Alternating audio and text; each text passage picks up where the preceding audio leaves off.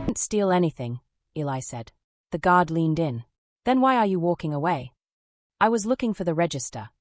The guard smiled like he'd already won. That's what you people always say. Eli's stomach tightened. A cart rolled past. Someone stopped walking. Someone else lifted a phone. Let go of me, Eli said. His voice stayed calm, even as his pulse raced. Hands where I can see them, the guard said. Now. Eli obeyed. The guard spoke louder. For everyone. We've had problems like this before.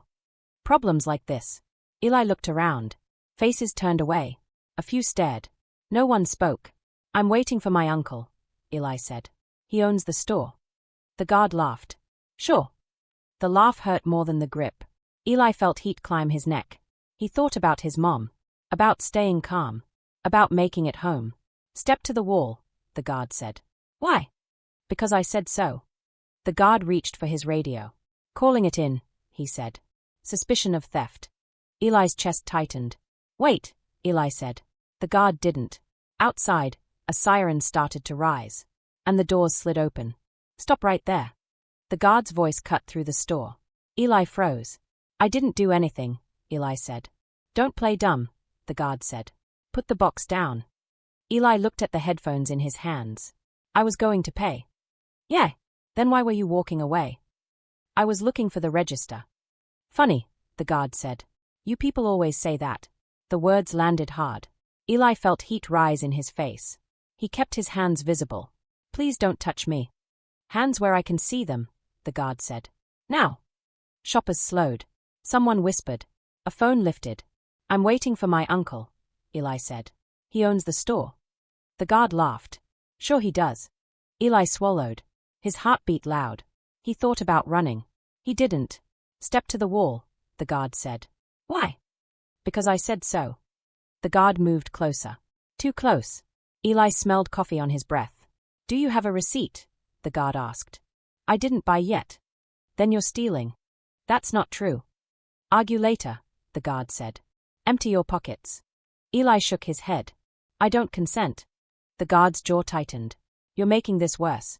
A woman near the aisle spoke. He hasn't left the store. Mind your business, the guard said. Eli's chest felt tight. He tried to breathe slow. Call the police, the guard said into his radio. Eli's eyes widened. For what? Suspicion, the guard said. An attitude. The word stung. Please, Eli said. I'm a kid. Then act like one, the guard said. Time stretched. The store felt smaller. Put your hands behind your back, the guard said. Eli hesitated. That's a lawful order, the guard said. Eli heard his uncle's voice in his head. Stay calm. Stay alive. He turned.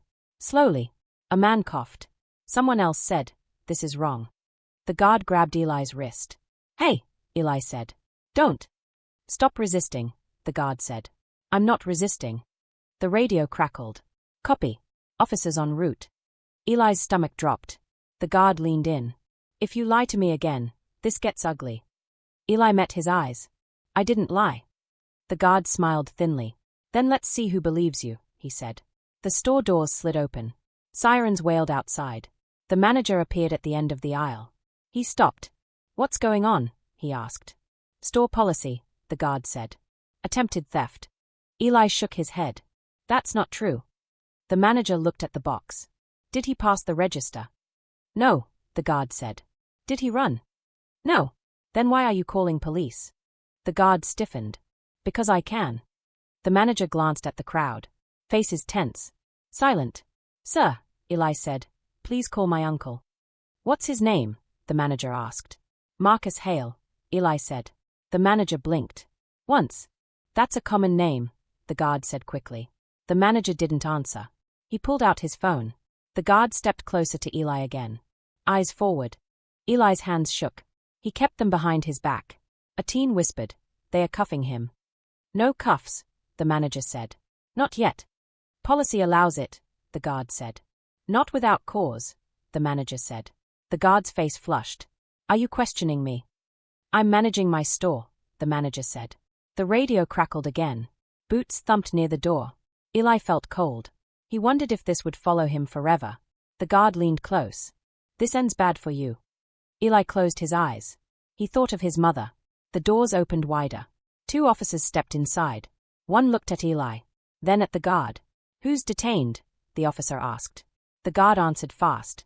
"Suspect." Eli opened his eyes. The older officer frowned. "Reason?" The guard hesitated. "A beat too long." "Security footage?" the officer asked. "It's being pulled," the manager said. The younger officer scanned the crowd. "Anyone see theft?" Silence. Then a voice. "No." Another voice. "He was paying." The guard snapped. "That's enough." "Sir," the officer said, "step back." Eli felt air return to his lungs. "Unc's calling," the manager said softly. The guard's radio buzzed. He didn't answer. The officer looked at Eli. "What's your name?" "Eli," he said. "Eli Hale." The older officer paused. "Hale?" he asked. The guard stared at the floor. The store held its breath. Outside, sirens faded. Inside, the truth edged closer. Eli felt fear mix with hope. Someone said, "Call the owner." The manager nodded. The guard looked up, panicked. Footsteps approached from the hall. A voice spoke his name. It was calm. Too calm. Everyone waited. The moment hung. Phones recorded. Eyes watched. No one moved. No one spoke. The guard swallowed. His badge felt heavy. Consequences were coming. Fast. Now. Here. Right now everyone understood the story was about to change forever. For him. For all. In the store. Tonight. Now. The older officer studied Eli for a long second. "Hale," he repeated. Eli nodded. "Yes, sir." The guard shifted his weight. "Name doesn't matter. We've got probable cause." "Based on what?" the officer asked. "Behavior," the guard said. "Suspicious movement. Refusal to comply." Eli felt his jaw tighten. "I complied." "Son," the younger officer said, "just answer the questions." The words were calm. Too calm. Like a warning wrapped in politeness. "What questions?" Eli asked. "Why you were holding merchandise," the older officer said. "I was buying it." "Did you pay?" "No." "So you admit you didn't pay," the guard said quickly. "That's not stealing," Eli said. "I was still inside." The guard smirked. "That's not how it works." "It actually is," the manager said. "Company policy." "Sir," the guard snapped, "this is a police matter now." The officer raised a hand. "Let's slow this down." Eli tried to breathe. His hand still tingled where the guard grabbed him. "Do you have ID?" the younger officer asked. "Yes," Eli said. "In my wallet." "Where is it?" "Back pocket." The guard stepped forward. "I'll get it." "No," the officer said. "He can." Eli moved slowly. Every motion felt watched. He handed over his school ID. The younger officer read it. 17. The guard rolled his eyes. Old enough to know better. Eli's chest tightened. "Any prior incidents?" the older officer asked. "No," Eli said. The guard cut in. "That's what they all say." The officer looked at him. "Did you run his name?" "Not yet." "Then don't assume." The guard crossed his arms. "We've had theft problems all month." "With him?" the officer asked. The guard hesitated. "With people like him." The store went quiet again. Eli felt something crack inside his chest. Not loud. Not sudden. Just deep. The older officer cleared his throat. "Sir, step back." The guard didn't move. "I said step back." The guard stepped away, jaw tight. The officer turned to Eli. "Has anyone touched you besides him?" "Yes," Eli said. "He grabbed my wrist." The guard scoffed. "Light contact." The officer made a note. "Did he explain why?" the officer asked. "No." "Did you explain yourself?" "Yes." "And?" He laughed. The younger officer looked uncomfortable. A woman near the counter spoke. He was polite. The guard wasn't. The guard snapped. "Stay out of it." The officer turned. "No. She can speak." The woman swallowed. "I saw him pick up the box. He didn't hide it." "Thank you," the officer said. The guard shook his head. "This is getting ridiculous." The older officer faced him. "What's ridiculous is escalating without proof." "Are you questioning my judgment?" the guard asked. "Yes," the officer said. The word landed heavy. Eli felt something shift. Not safety. Not yet. But space. The guard's radio buzzed again. He ignored it. "Let's check the cameras," the officer said. "They are delayed," the guard said fast. "System glitch." The manager frowned. "That's not true." The guard shot him a look. "You want to stay employed." The manager stiffened. The officer heard it. What did you just say? Nothing, the guard said. Eli's hands shook. He tucked them into fists. You okay? The younger officer asked quietly. Eli nodded. He wasn't. Sir, the older officer said to the manager, call the owner. I already did, the manager said. He's on his way. The guard laughed, sharp and nervous. Convenient. The officer turned back to Eli. Tell me about your uncle. He's Marcus Hale, Eli said. He owns the building. And the stores. The guard scoffed again. Big claim. Eli's voice stayed steady. He's on the board. The younger officer glanced at his partner. Run the name, the older officer said. The younger officer stepped aside, speaking into his radio. The guard's face flushed. You're wasting time, he said. We could have had this wrapped up. Wrapped how? The officer asked. The guard didn't answer. A man from the crowd spoke. You were ready to cuff him. The guard snapped. You don't know procedure. I know bullying, the man said. The officer raised a hand again. Enough. The younger officer returned. His face was different. Name checks out, he said quietly. Marcus Hale. Property owner. Multiple locations. The guard stiffened. That doesn't prove anything, he said. It proves he wasn't lying, the officer said. Eli exhaled. Slowly. The guard pointed at him. That doesn't mean he didn't steal. Then show evidence, the officer said. The guard's eyes darted. Camera footage, the officer repeated. The guard swallowed. I said it's delayed. The manager stepped forward. It's not. The guard turned on him. I told you. Stop, the officer said. Right now. The store felt tense, like a wire pulled too tight. The guard looked around. Cameras. Phones. Witnesses. You want to press charges? The younger officer asked Eli. Eli froze. For what? For unlawful detention, the officer said. The guard's head snapped up. That's not. It could be, the officer said. Eli's heart raced. I don't know, Eli said. The older officer nodded. You don't have to decide now. The guard leaned close again. Think carefully. The officer stepped between them. Step back. Now. The guard backed away. Sirens passed outside. Not for him. Not yet. The manager's phone rang. He answered. Yes, sir, he said. He's here. The guard's shoulders dropped. The crowd leaned in. Eli felt fear twist with relief. Footsteps echoed from the hallway. Slow. Confident. The guard whispered. This isn't over. Eli looked up. It is, he said quietly. The footsteps stopped. A voice spoke from behind. Who's not over? The guard turned pale. Eli recognized the voice instantly. His uncle's. Everyone froze. The room held its breath. Power shifted again. This time, for real. Marcus Hale did not rush. He walked in like someone who had spent years learning when speed helped, and when it didn't. His shoes clicked softly against the floor. Each step felt measured. Controlled. The guard noticed first. His shoulders stiffened. His eyes flicked to the badge on Marcus's jacket. Not a logo. Not a uniform. Just confidence. What's going on here? Marcus asked. His voice was calm. Too calm. No one answered. The older officer cleared his throat. Sir, we had a report of theft, Marcus finished, eyes never leaving Eli. Eli swallowed.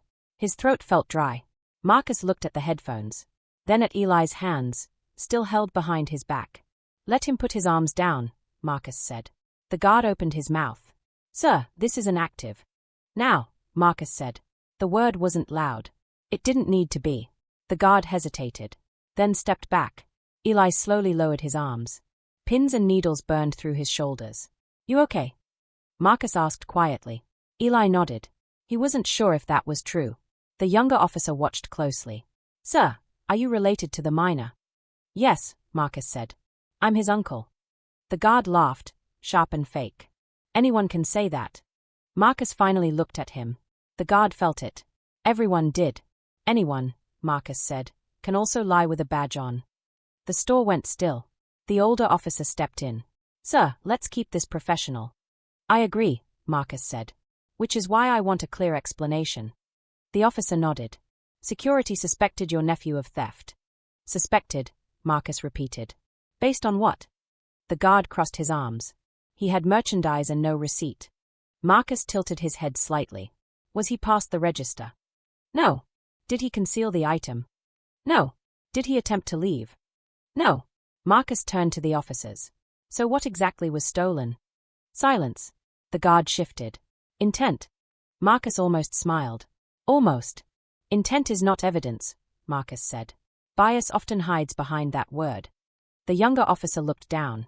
A woman near the aisle spoke up. He was just shopping. Another voice followed. He didn't do anything wrong. Phone stayed raised. The guard snapped. This is getting out of hand. It already was, Marcus said. You put hands on my nephew.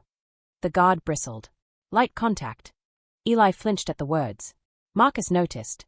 Did you ask his name before touching him? Marcus asked. No. Did you explain why he was being detained? He didn't need an explanation. Marcus exhaled slowly. That tells me everything. The older officer shifted his stance. Sir, we're trying to de-escalate. Good, Marcus said. Start by acknowledging harm. The guard scoffed. This is ridiculous. He's playing victim. Marcus stepped closer. Be very careful, he said. You are being recorded. And witnessed. The guard's jaw tightened. You think owning property puts you above the law? No, Marcus said. It puts me in rooms where the law answers questions. The store felt smaller. Run his body cam, Marcus said to the officers. And the store cameras. The guard shook his head. The footage isn't available. Marcus looked at the manager. Is that true? The manager hesitated. Then shook his head. No, sir. The guard spun toward him. I told you. Stop, the older officer said. Both of you. The younger officer spoke quietly. Sir, footage should be accessible. The guard swallowed. System delay. Marcus raised an eyebrow. Interesting. Because this system was upgraded last month. I approved the budget. The guard's face drained of color. You approved, he started. Marcus turned to the officers.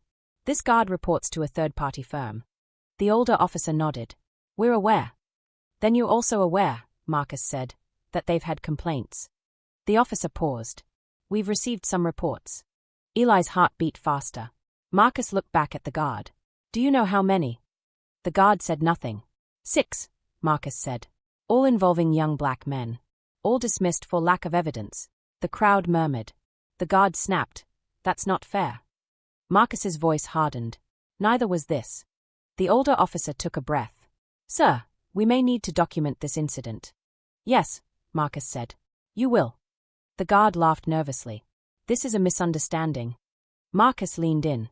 A misunderstanding does not include threats, humiliation, and force. Eli's hands trembled again. Marcus noticed and placed a hand on his shoulder. Eli felt something break open in his chest. Relief. Anger. Shame. I told him who I was, Eli said softly. He laughed. Marcus closed his eyes for a moment, then opened them. That laugh, Marcus said, will cost you your job. The guard snapped. You can't. I can, Marcus said. And I will. The younger officer spoke. Sir, are you requesting to file a formal complaint? Marcus looked at Eli. That's his choice. All eyes turned to Eli. His mouth went dry. He thought about the grip on his wrist. The crowd. The word intent. The way no one spoke at first. Yes, Eli said. I am. The guard's shoulders sagged. The older officer nodded. We'll need statements. Good, Marcus said. And legal counsel. The guard backed away. This is blown out of proportion. Marcus met his eyes. You made it proportional. The manager's phone buzzed. He looked at it, then at Marcus. Corporate is on the line. Marcus nodded. Put them on speaker. The call connected. Marcus, a voice said. We're seeing the footage. The guard froze. The voice continued. This doesn't look good. The store felt electric. The guard whispered, wait. Marcus cut him off. You had a chance to stop. The older officer turned to the guard. Sir, we're going to need your badge number. The guard stared at the floor. Eli felt his legs weaken. Marcus steadied him. It's okay, Marcus said quietly. You did nothing wrong. Tears burned behind Eli's eyes. He blinked them back. The younger officer cleared his throat. Sir, internal affairs will follow up. Marcus nodded. They always do. This time, they'll act. The guard whispered. This isn't over. Marcus looked at him coldly. It is for you. The crowd slowly began to move again. But no one left. Everyone watched. The truth had changed the room. Not loud. Not fast, but permanent. Eli looked around. For the first time, people met his eyes. Not with suspicion, with understanding. But he knew something else too. This would follow him. The cameras. The fear. The memory. Justice had a cost. And this was only the beginning. The screen took a second to load. That second felt longer than the last hour. Eli stood beside his uncle, shoulders tight, eyes fixed on the manager's phone now connected to the store monitor. The guard stood a few feet away, arms locked across his chest, jaw clenched so hard it looked painful. "Volume up," Marcus said. The manager obeyed. Static crackled. Then video. Eli saw himself on the screen. Smaller. From above. Walking down the aisle with the headphones in his hand. Not hiding them. Not rushing. Just walking. "That's me," Eli said quietly. No one answered. The guard shifted. "You can't see intent from a camera." Marcus didn't look at him. "You can see behavior." The footage rolled. Eli stopped. Looked around. Turned back. The register came into view. Then the guard entered the frame. Too fast. Too close. "Pause," Marcus said. The image froze on the guard's hand grabbing Eli's wrist. A sharp inhale moved through the crowd. "That's physical contact," the older officer said. "Light," the guard said quickly. Marcus finally turned. "Show me where he threatened you." The guard opened his mouth. Closed it. "Play," Marcus said. The sound came next. "Don't move." "That's aggressive," the younger officer muttered. Eli watched his face on screen. Calm. Confused. Trying to explain. "I was looking for the register." The guard's voice followed. Loud. Clear. "That's what you people always say." Silence hit the room. Hard. The manager's hand shook. The woman near the aisle whispered. "He said it." The guard snapped. Out of context. Marcus's voice stayed level. "There is no safe context for that sentence." The older officer rubbed his forehead. "Pause it." The image froze again. "This is going to be a problem," he said. "For who?" Marcus asked. The officer didn't answer. "Continue," Marcus said. The video rolled on. Eli saw the moment his shoulders stiffened. The second his hands went behind his back. The fear he didn't know he'd shown until now. He felt sick. "Stop," Eli said suddenly. The video paused. "I don't want to watch anymore." Marcus put a hand on his shoulder. "You don't have to." Eli nodded. He stepped back, eyes burning. The older officer turned to the guard. "You want to explain this?" The guard shook his head. He was non-compliant. The manager snapped. He was talking. "That's not compliance," the guard said. Marcus laughed once. "No humor in it. You hear that?" Marcus said to the crowd. "Silence is the expectation." The guard bristled. "I was trained." "To assume," Marcus said. "To escalate." The younger officer spoke carefully. "Sir, Internal Affairs will want a copy." The manager nodded. "Already uploading." The guard's eyes widened. "You can't do that." "I can," the manager said. "And I am." The guard stepped forward. "This is a private system." Marcus stepped in front of Eli. "Step back," Marcus said. The guard hesitated. Then did. The older officer pulled out his notebook. "Let's get statements." A few people shifted uncomfortably. No one moved. The officer looked around. "Anyone who witnessed this is welcome to speak." Silence stretched. Eli felt it press down on him. Heavy. Familiar. A woman raised her hand slowly. "I'll talk." The guard scoffed. "Of course you will." The officer shot him a look. "Sir." The woman swallowed. He was calm. The guard wasn't. The officer nodded. "Anyone else?" A man near the entrance spoke. "I heard the comment." "Which one?" the officer asked. The man didn't hesitate. "The you people one." The guard muttered. "This is turning into a witch hunt." Marcus turned. "You made it public." The manager cleared his throat. "Corporate wants to know if police are filing charges." The older officer looked at Eli. "That depends on you." Eli's stomach twisted. "I didn't do anything," Eli said. The officer nodded. "I know." "That's not what I meant," Eli said. "I didn't want this." Marcus squeezed his shoulder. "No one ever does." The younger officer's radio buzzed. He listened. His face tightened. "What is it?" the older officer asked. "Supervisor's on the way," the younger officer said. "Internal Affairs notified." The guard's breathing grew shallow. "This is too much," he said. "I followed procedure." Marcus looked at him. "Procedure without humanity is abuse." The guard laughed, loud and desperate. "You don't get it." People like him. The room exploded. Enough, the older officer shouted. The guard stopped mid-sentence. You will not finish that thought, the officer said. Do you understand me? The guard nodded slowly. Eli felt his knees weaken. He leaned against the counter. The manager whispered, You okay? Eli nodded. He wasn't sure if that was still true. The doors opened again. This time, a man in a crisp uniform stepped in. Supervisor. Calm eyes. Clipboard in hand. What do we have? He asked. The older officer gestured to the screen. Video. Witnesses. Racially charged language. The supervisor watched the frozen frame. The hand on Eli's wrist. He sighed. Badge number.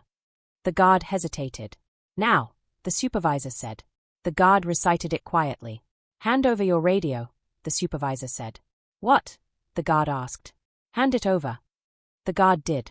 Step aside, the supervisor said. You're relieved pending investigation. The guard looked around. You can't do this. The supervisor met his eyes. Watch me. The guard's shoulders sagged. For the first time, he looked small. Eli felt a strange mix of relief and guilt. The supervisor turned to Eli. Son, I'm sorry. The words hit harder than Eli expected. Marcus nodded once. Words matter. Actions matter more.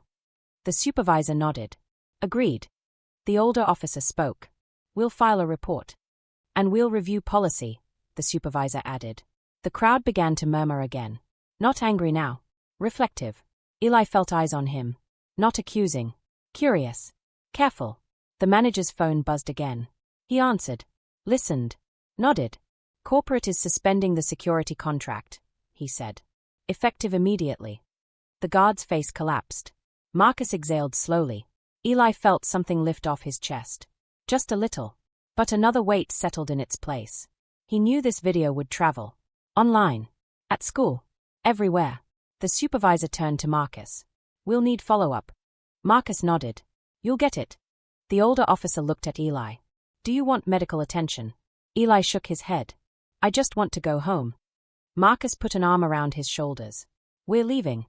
As they walked toward the exit, the guard spoke one last time. This isn't over, he said quietly. Marcus stopped. Turned. For you, Marcus said. It is. They walked out. Outside, the air felt colder. Sharper. Eli took a deep breath. He was free. But he wasn't untouched. Behind them, the doors closed. Inside, the footage kept playing. And silence no longer protected anyone. By morning, the video was everywhere.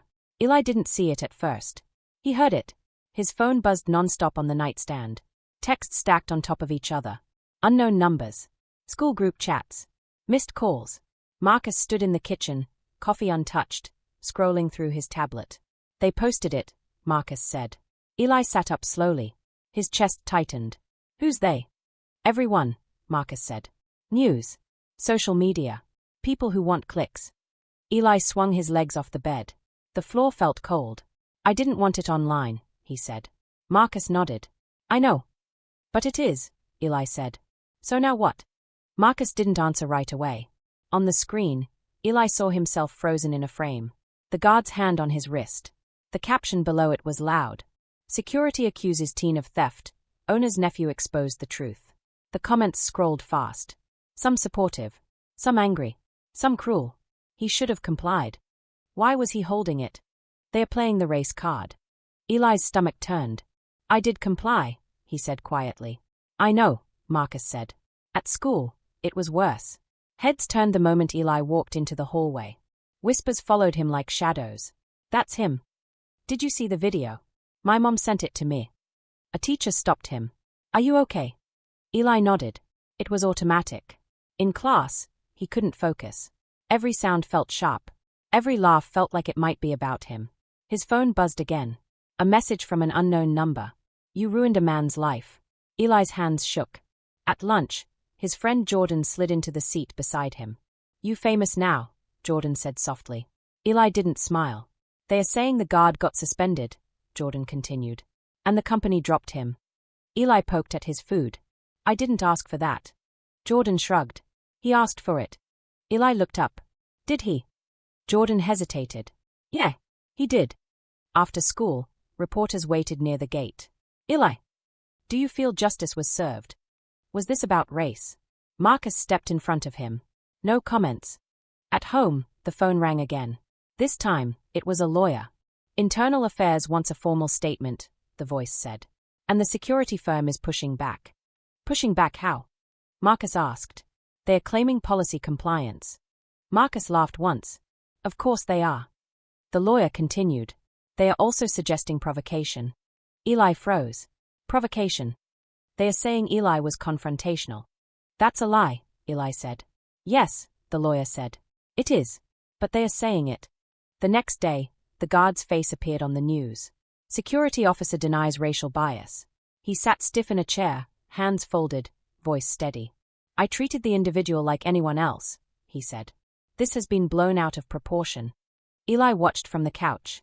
That's not how he talked, Eli said. No, Marcus said. That's how he performs. The reporter asked, Do you regret your actions? The guard paused. Just long enough.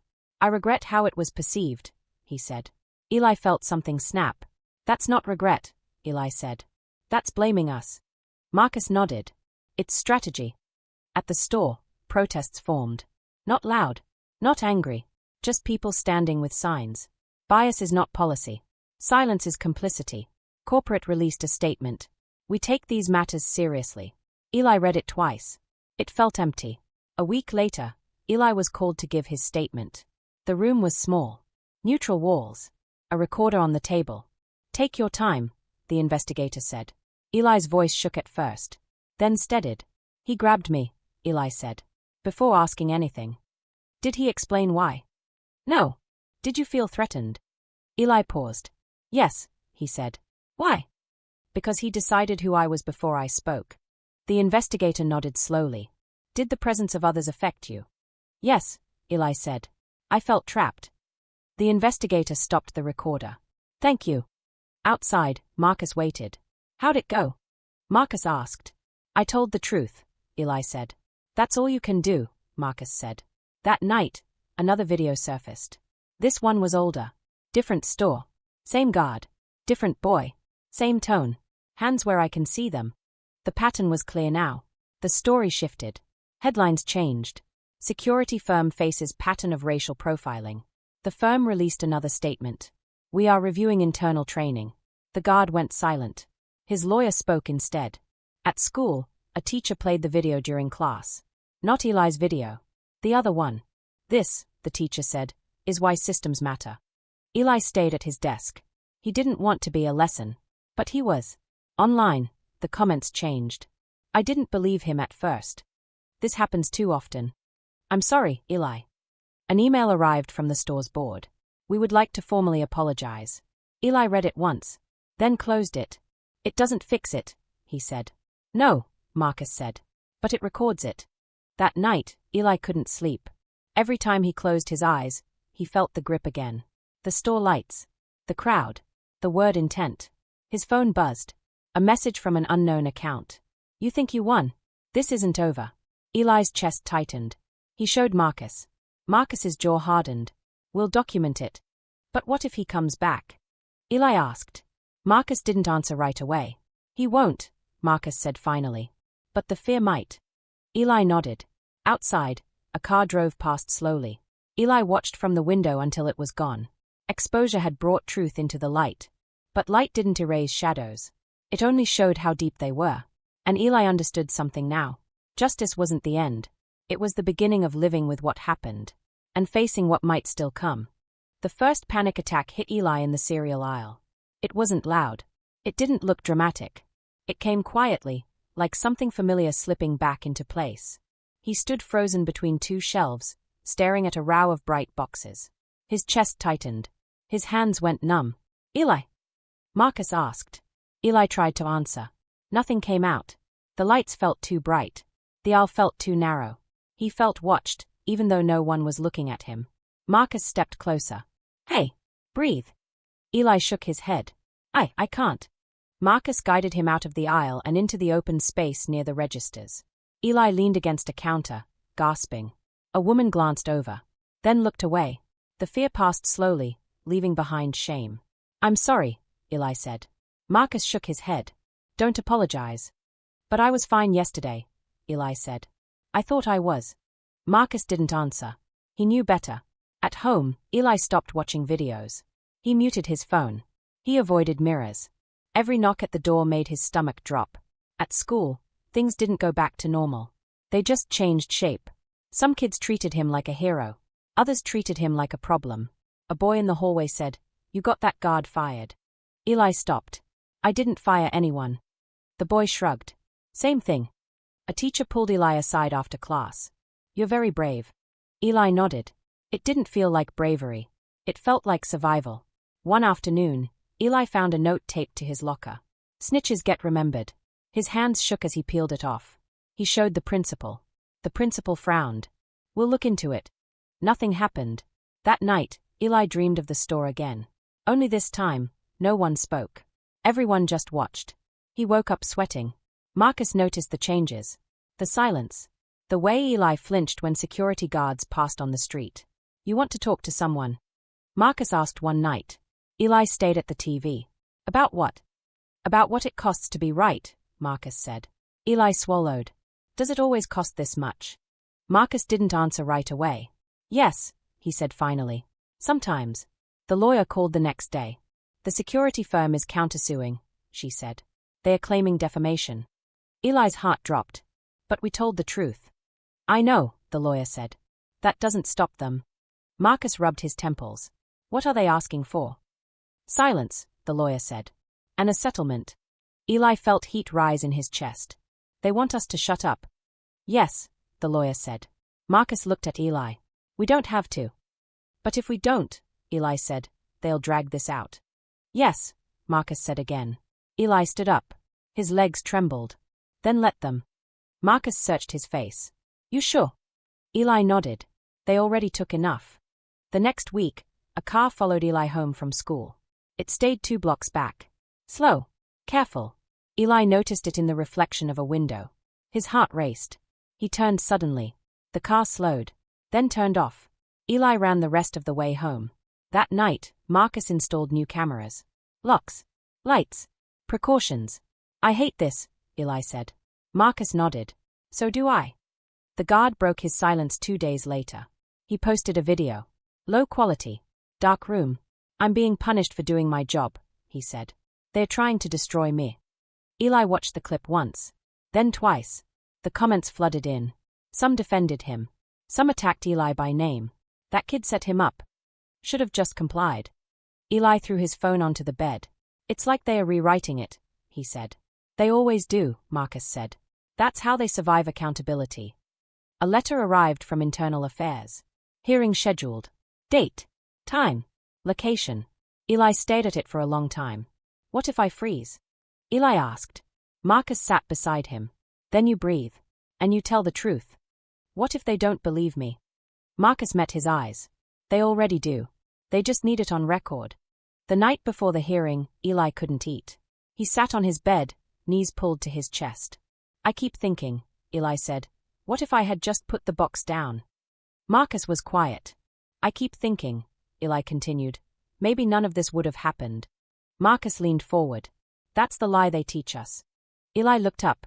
"That if we shrink," Marcus said, "we'll be safe." Eli nodded slowly. "You didn't cause this," Marcus said. "You exposed it." The day of the hearing, Eli wore a simple hoodie. Nothing flashy. Nothing defiant. The room was cold. The guard sat across from him. Clean suit. Lawyer beside him. He didn't look at Eli. The questions came fast. "Why didn't you comply immediately? Why did you mention your uncle? Why didn't you leave the item?" Each one felt sharp. Eli answered slowly. Carefully. "I was scared," Eli said. "I told the truth. I was shopping." The guard's lawyer smirked. "So you admit fear affected your behavior?" "Yes," Eli said. "Because of him." The room shifted. The guard finally looked up. Their eyes met. Eli didn't look away. After 2 hours, it was over. Outside, Eli felt weak. Marcus handed him water. "You did good." Eli nodded. He didn't feel good. That night, the decision came. The guard was terminated. The firm fined. Mandatory retraining ordered. Eli read the email twice. "That's it?" he asked. "That's accountability," Marcus said. "Not closure." Eli lay in bed, staring at the ceiling. The fear didn't disappear. The dreams didn't stop. But something else settled in. He hadn't backed down. He hadn't gone silent. And even though it hurt, even though it cost him sleep and safety and peace, he knew something now.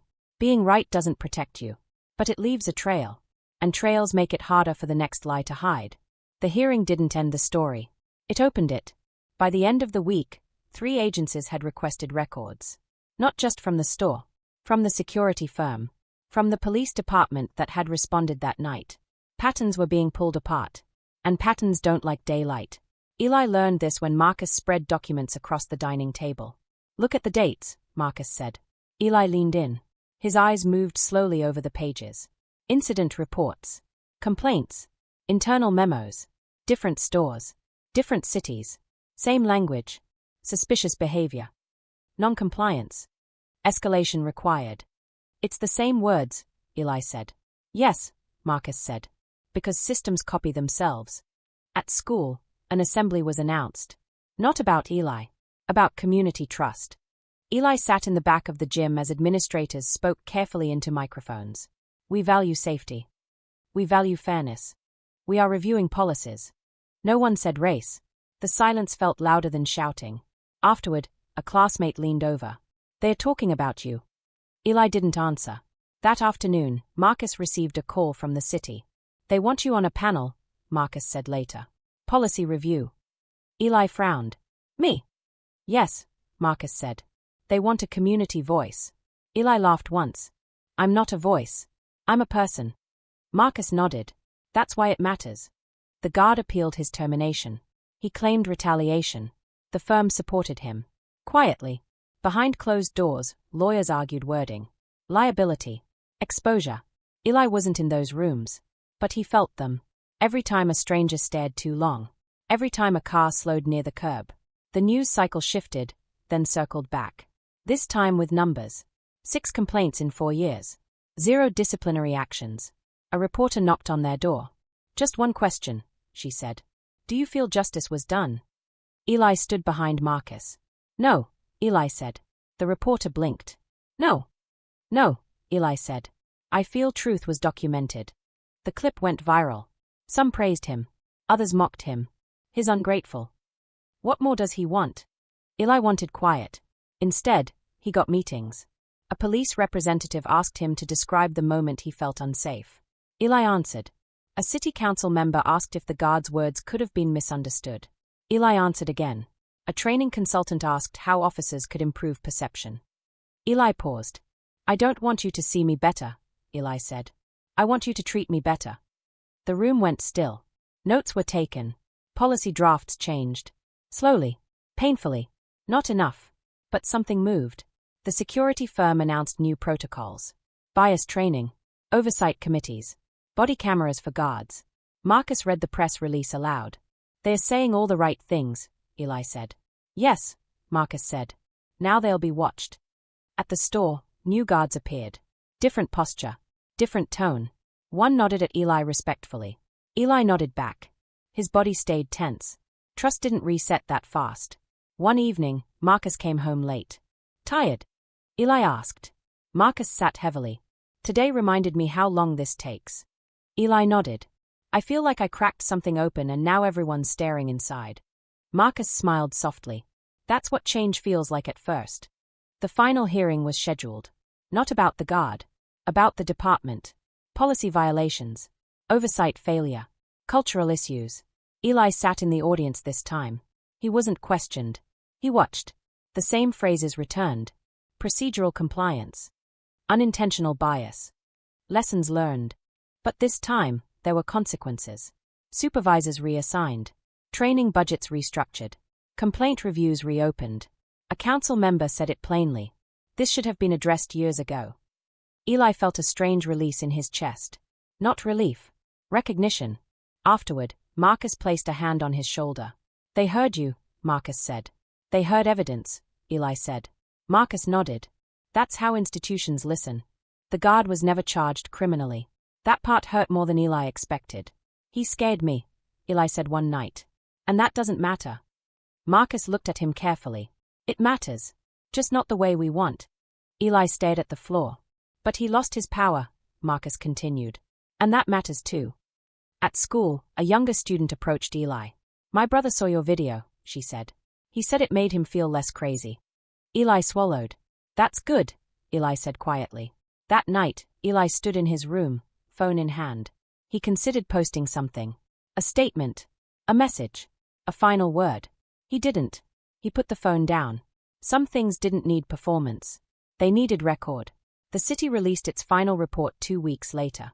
It named failures. It named patterns. It named harm. The language was careful. But it was permanent. Marcus framed the first page. Why keep that? Eli asked. So no one can pretend this didn't happen, Marcus said. Eli nodded. The protests faded. The news moved on. Life tried to return. But something had shifted under the surface. Eli noticed it in small moments.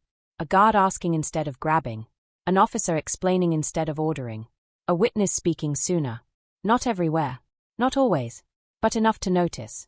One afternoon, Eli walked into the same store. Alone. The lights were the same. The aisles were the same. But his body felt different. Still tense. But steadier. At the register, the cashier smiled. You doing okay? Eli paused. Then nodded. Yes, he said. Outside, the doors slid closed behind him. He stood there for a moment. Breathing. He knew the system hadn't healed. But it had been marked. And marks don't disappear easily. They remind. They warn. They change how pressure is applied. Eli walked away knowing something important. Justice hadn't erased the damage. But it had shifted the weight.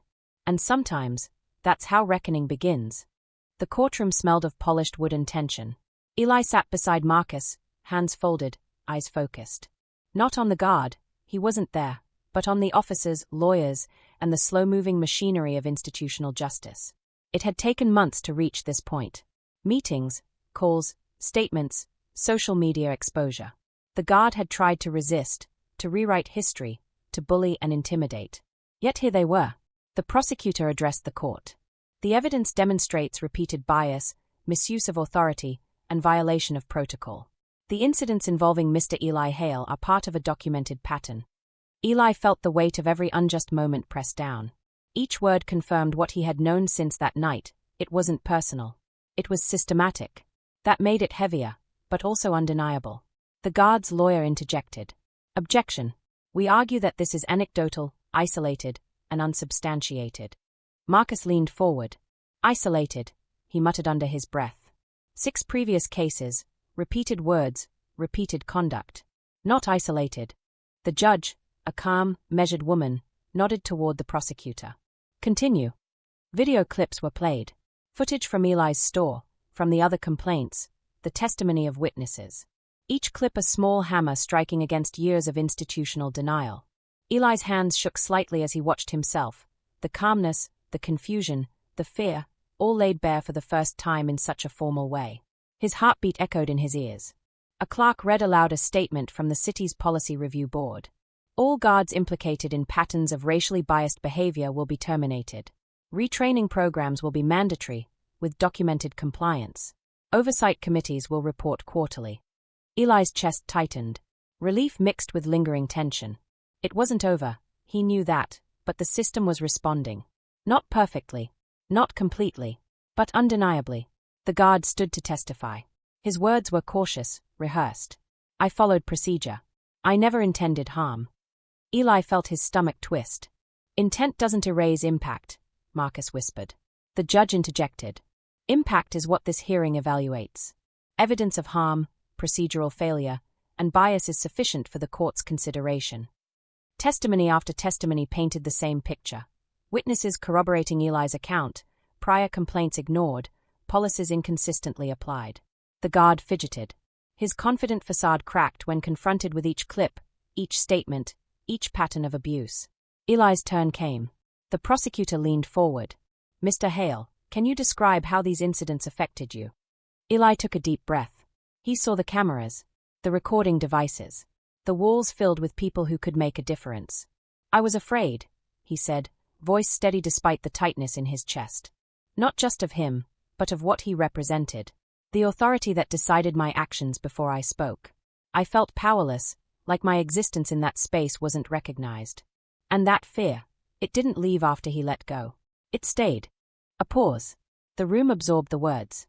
Did this change how you feel about your community, your school, your safety? The prosecutor asked. Yes, Eli said. But not in the way you think.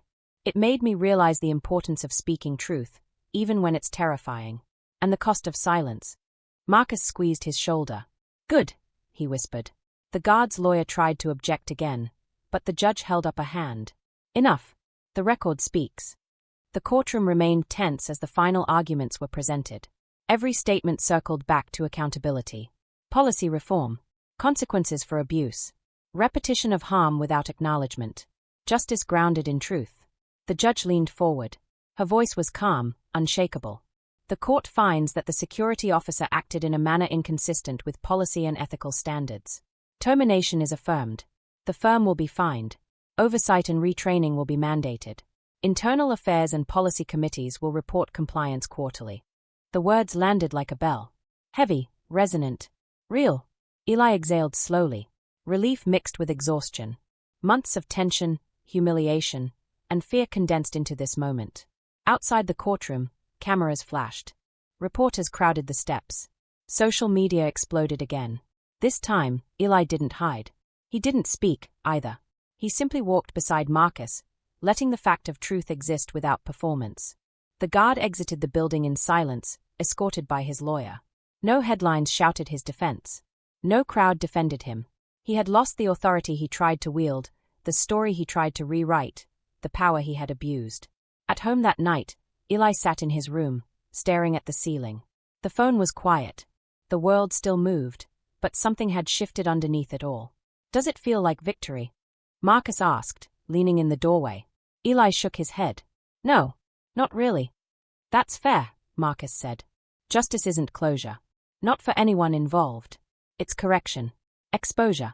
It's accountability. Eli nodded. I feel tired. And scared. And relieved. But not free. Marcus sat beside him. You're allowed all of that. That's the cost of being right. The weight doesn't vanish overnight. But it's lighter than it was. For the first time, Eli allowed himself to remember how powerless he had felt. And how he had survived it. In the following weeks, changes rippled. The store implemented new oversight. The security firm publicly acknowledged past failings. School staff reviewed procedures on handling racial profiling complaints. Policies shifted incrementally, slowly, unevenly, but they moved. Eli returned to the same aisle where it had started. Alone. The lights were bright, the shelves the same. He touched the box he had once held, now safely behind a counter. Nothing happened.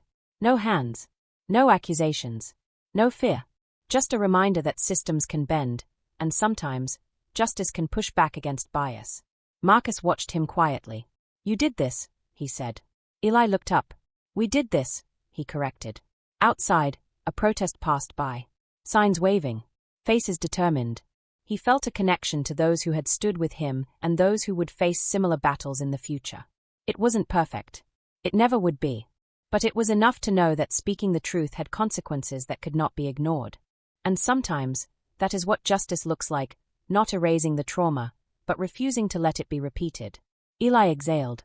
His chest still tight, still aware, still marked by fear. But heavier still was a sense of agency. A sense that his voice, though small in the scope of systems, had meaning. He left the store that day with Marcus beside him. The doors slid closed behind them. The air felt colder, sharper, clearer.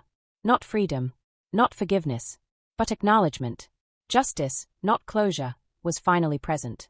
Eli walked forward, knowing that some wounds would remain, some fears would linger.